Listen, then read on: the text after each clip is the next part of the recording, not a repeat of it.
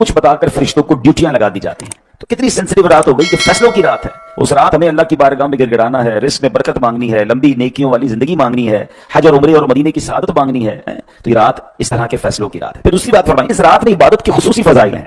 मसलन अल्लाह पाक के आखिरी नबी रसूल पाक अलैहिस्सलाम ने फरमाया, जो बंदा शबे बारात में 100 रकत नफल पढ़े, अल्लाह पाक उसके पास 100 फरिश्ते भेजता है। उनमें से 30 फरिश्ते उसे जन्नत की बशारत देते हैं, 30 फरिश्ते उसे जहन्नम से आजादी की खुशखबरी देते हैं, और 30 फरिश्ते उसे दुनियावी आफतों से बचाते हैं, और 10 फरिश्ते उसकी शैतान से हिफाजत करते हैं। है थोड़ा मुश्किल, लेकिन अगर 100 रकतें पढ़ ली जाएं, सुभान अल्लाह, और इतना बड़ा इनाम मिल रहा है, तो क्यों नहीं ये रात अल्लाह की बारगाह में इबादत में गुजारें।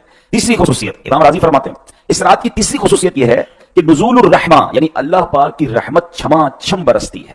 इमाम फखरुद्दीन राजी जो बहुत बड़े मुफस्सिर कुरान है, तफसीर कबीर बड़ी किताबों में से किताब आती। चौथी खुसूसियत बयान करते हैं, इस रात उम्मत मुस्लिमा की बख्शिश करके उन्हें जहन्नम से आजादी अता की जाती है। और पांचवी खुसूसियत यह है कि शबे बारात नबी पाक अलैहिस्सलाम का मनसबे शफाअत मुकम्मल हुआ। रिवायत के मुताबिक नबी पाक ने शाबान की 13वीं रात अल्लाह करीम की बारगाह में सवाल किया, तो आपकी 1/3 उम्मत, 1/3 उम्मत आपके सुपुर्द कर दी गई। नबी पाक ने 14वीं रात शाबान की दुआ की, तो 2/3 यानी 2/3 66-67% उम्मत आपके हवाले कर दी गई, गोया शफाअत का मुजदा सुनाया गया। अल्लाह अकबर। नबी पाक ने 15वीं रात दुआ की, तो अल्लाह ने सारी उम्मत आपके सुपुर्द कर दी। मनसबे शफाअत कंप्लीट हुआ है शबे बारात। शायर लिखते हैं ना, आई शबे बारात यह है बरकतों की रात, आई शबे बारात यह है बरकतों की रात, लुत्फो करम की रात है ये रहमतों की रात। फिर दुरूद पढ़ें तो रोजी में बरकत होती है, दुआएं कबूल होने लग जाती हैं, टेंशन दूर हो जाते हैं, परेशानियां दूर हो जाती हैं। कसरत से दुरूद पाक पढ़ें तो बार बार मदीने जाने का शरफ भी मिल जाता है। नबी पाक का दीदार करना चाहें तो दुरूद पाक कसरत से पढ़ें, आका दुरूद पढ़ने वालों पर अपना करम फरमाते दीदार भी करवा देते हैं। तो दुनिया में भी कमाल है दुरूद पाक, और इंशाअल्लाह महशर के दिन भी दुरूद पाक की बरकतें मिलेंगी। तो इस वजीफे को अपनाइए। आइए मिलकर मोहब्बत के साथ बाआवाज़ बुलंद दुरूद पाक पढ़ लें। सल्लू अलल हबीब सल्लल्लाहु तआला अला मुहम्मद सल्लल्लाहु अलैहि वसल्लम। प्यारे साथी भाइयों, साइंस ने बड़ी तरक्की कर ली है, बहुत सारी इजादें हुई हैं, बहुत सारी इन्वेंशंस हुई हैं, और बहुत सारी पेशन गोइयां, प्रेडिक्शंस भी होने लग गई हैं। यानी अब महकमा मौसमियात बता देता है कि बारिश आने के कब कब इम्कानात हैं, फला दिन तूफान आ सकते हैं, फला वक्त बहुत जबरदस्त तेज हवाएं चलेंगी, फला दिन फला वक्त सूरज ग्रहण लगेगा, फला दिन चांद ग्रहण होगा। अल्लाह अकबर। बहुत सारी बातें। आप तो ये सर्दियों के दिन आ रहे हैं तो फॉग, यानी जब नजर कम आता है तो पंजाब की तरफ हमारे पाकिस्तान में ज्यादा होती है, तो फॉग के बारे में भी महकमा मौसमियात बता देता है। पेशन गोइयां पहले से होने लग गई, साइंस बड़ी तरक्की कर गई। मगर क्या आप जानते हैं कि अनकरीब कायनात का एक बहुत बड़ा हादसा होने वाला है। कोई साइंस, कोई टेक्नोलॉजी, कोई रडार, कोई सैटेलाइट, कोई भी इस हादसे का पेशगी यानी थोड़ा पहले भी इशारा भी नहीं दे सकेगी।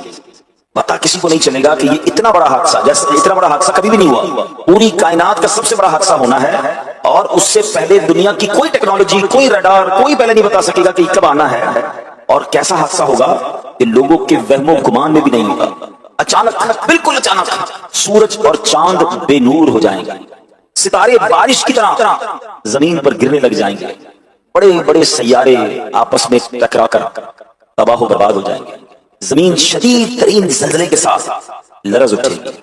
हदीसों में आता है। और इतना अचानक होगा, इतना अचानक होगा कि कुछ भी नहीं पता होगा। लेकिन तूफान आने वाला होता है, शहर खाली होना शुरू हो जाते हैं, सैलाब आने वाला होता है, पहले पता होता है बारिश हुई है, हो सकता है सैलाब भी आ जाए। इतना अचानक होगा कि हदीस पाक में आता है, दो शख्स बाजार में होंगे, एक कपड़ा खरीद रहा होगा, दूसरा बेच रहा होगा। दुकानदार कपड़ा खोलकर दिखा रहा होगा, अभी सौदा भी नहीं कर पाएंगे, कपड़े को वापस लपेट भी नहीं पाएंगे, वो हादसा हो जाएगा। क्या है? एक और हदीस में मजीद फरमाया कि एक आदमी बैठा खाना खा रहा होगा, ये लुकमा तोड़ेगा, अभी मुंह तक न ले जाएगा, इतना भी टाइम नहीं होगा कि मुंह तक ले जाएगा। इसी दौरान वो सब कुछ हो जाएगा। वो क्या है? वो कयामत है। कयामत जब आएगी किसी को नहीं पता चलेगा, इतनी अचानक आएगी, बिल्कुल पता ही नहीं होगा लोगों को, कोई प्रेडिक्शन नहीं, कोई पेशन कोई नहीं। और वो सब कुछ होगा जिसका कुरान में बड़े वाज़ेह अंदाज में, हदीस में बड़ी डिटेल के साथ बयान कर दिया गया कि क्या क्या होगा कयामत के दिन। किस तरह ये चांद और सूरज बेनूर हो जाएंगे, सितारे जमीन की तरफ गिरने लग जाएंगे, सैयारे आपस में टकरा जाएंगे, और शदीद तरीन ज़ल्ज़ला आएगा। लोग हवास बाख्ता होकर इधर उधर भागने लगेंगे। सूरह कारिआ, वैसे तो कुरान के 30वें पारे में बहुत सारी सूरतें हैं, बहुत सारी आयतें हैं जिसमें बाकायदा कयामत की मंजरकशी की गई है। लेकिन फकत अगर सूरह कारिआ, बहुत मुख्तसर सूरत है, 1-1.25 मिनट में तिलावत हो जाती है जिसकी, अगर सिर्फ इसी को पढ़ लें तो अंदाजा होता है कि कितना खतरनाक दिन होगा। कुरान कहता है अल कारिअतु मल कारिआ, وما ادراک ما القارعہ، القارعہ علماء کہتے ہیں قیامت کا ہی ایک نام ہے، دل دہلانے والی۔ کیا ہے وہ دل دہلانے والی؟ تم نے کیا جانا وہ کیا ہے دل دہلانے والی؟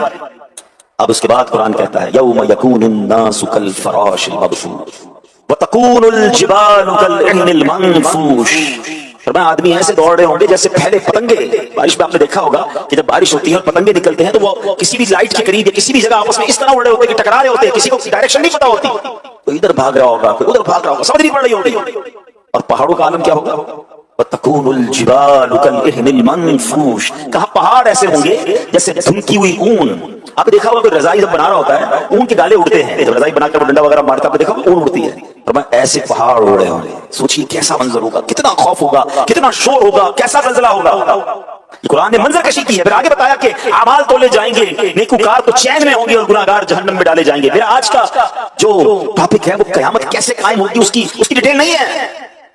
آج ٹاپک یہ ہے کہ قیامت آئی کب ہے، قیامت آنی کب ہے۔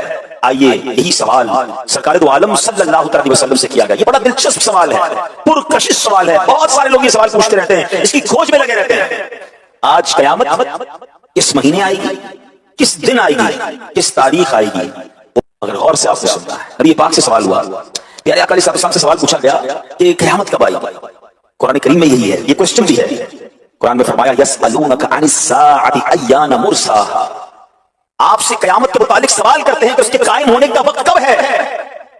سبحان اللہ، اس سوال کا جواب رب کریم نے قرآن میں کیا ارشاد فرمایا، لا تأتیکم الا بغتہ، آسان ترجمہ قرآن کنز العرفان، تم پر وہ اچانک ہی آ جائے گی۔ قیامت سے پہلے کوئی اناؤنسمنٹ نہیں ہوگا، کوئی پریڈکشن نہیں ہوگی، کچھ بھی نہیں ہوگا۔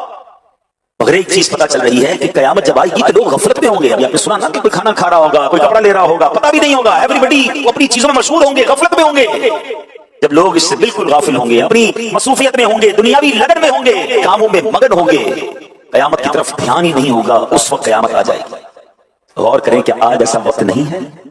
کس کو فکر ہے قیامت کی؟ کون تیاری میں لگا ہے قیامت کی؟ آج تو لوگ ایسے جی رہے ہیں جیسے مرنا ہی نہیں ہے۔ پلاننگز ہیں، ڈیٹیلز ہیں، شیڈیولز ہیں، کل یہ کرنا ہے، پرسوں یہ کرنا ہے، اس سال یہ ٹارگٹ اچیو کرنا ہے، 5 سال میں یہ کرنا ہے، 10 سال میں یہ کرنا ہے۔ ان سے پوچھو سب کچھ کرنا ہے، مرنا بھی ہے کہ نہیں؟ سب کچھ تیاریاں ہیں، اتنا کمانا ہے، یہ چیزیں حاصل کرنی ہے، دنیا کے یہ ملک دیکھنے ہیں، فلاں فلاں کام کرنا ہے۔ اگر اس پوری پلاننگ میں موت کہاں ہے؟ اگر بیچ میں سے مجھے اٹھا لیا گیا، میں دنیا سے چلا گیا تو پھر کیا ہوگا؟ کیا اس کی تیاری ہے؟ قبر کی تیاری ہے، آخرت کی تیاری ہے، قیامت کی تیاری ہے؟ ساری زندگی کھیل کود، دنیا کے مزے، بڑی تعداد اس وقت دنیا میں ایسے جی رہی ہے کہ نہ آخرت کی فکر ہے، نہ قبر کی فکر ہے، نہ قیامت کی فکر ہے۔ اعلیٰ حضرت کہتے ہیں نا، دن لہو میں کھونا تجھے، شب صبح تک سونا تجھے، یعنی دن کھیل کود میں گزارنا ہے، رات سونے میں گزارنی ہے، نہ نمازیں ہیں، نہ عبادت ہے، نہ تلاوت ہے، نہ خوف خدا ہے۔ دن لہو میں کھونا تجھے، شب صبح تک سونا تجھے، شرم نبی خوف خدا یہ بھی نہیں وہ بھی نہیں، کوئی ٹینشن، کوئی فکر، کوئی خوف خدا نہیں۔ اب آئی کچھ بزرگوں کے واقعات سنیں، ان کو قیامت کا کیسا خیال تھا۔ عبادت گزار تھے، نیکوکار تھے، مگر کس طرح لرزتے تھے، کس طرح فکر تھی انہیں اس دن کی۔ سید احمد حرب رحمۃ اللہ تعالی اللہ پاک کے نیک بندے تھے، آپ ساری رات جاگتے رہتے، عبادت کرتے رہتے۔ بعض دفعہ لوگ اصرار کرتے، یعنی بار بار کہتے کہ آپ سو جائیے، کچھ دیر آرام کر لیجیے۔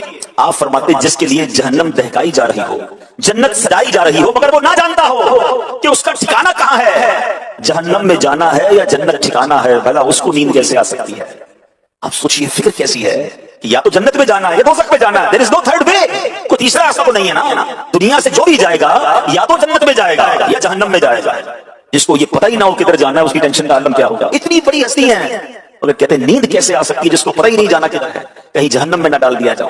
یہ تھے ہمارے اسلاف، اس طرح آخرت کی تیاری میں زندگی گزارتے تھے۔ وہ لوگ سوچیں تو بالکل غفلت میں زندگی گزار رہے ہیں، کوئی فکر نہیں ہے، نہ نمازیں ہیں، نہ عبادت ہے، بلکہ ایسے لوگوں سے آخرت کی، موت کی، قیامت کی بات کرو۔ ہو سکتا ہے اس وقت کوئی میرا بیان سن رہا ہو تو ہو سکتا ہے شیطان دل میں خیال ڈالے یا مولانا صاحب کو کیا ہو گیا ہے، کیوں قیامت کی بات کر رہے ہیں، کیوں مرنے کی بات کر رہے ہیں۔ بات کرو تو بھی ان کو برا لگتا ہے۔ اللہ کے بندو، ہم بات نہیں کریں گے تو مرنے سے بچ جاؤ گے، ہم ذکر نہیں کریں گے تم قیامت کے دن پیش ہونے سے نکل جاؤ گے۔ قیامت کی ریممبرنس کا، قیامت کو یاد کرنے کا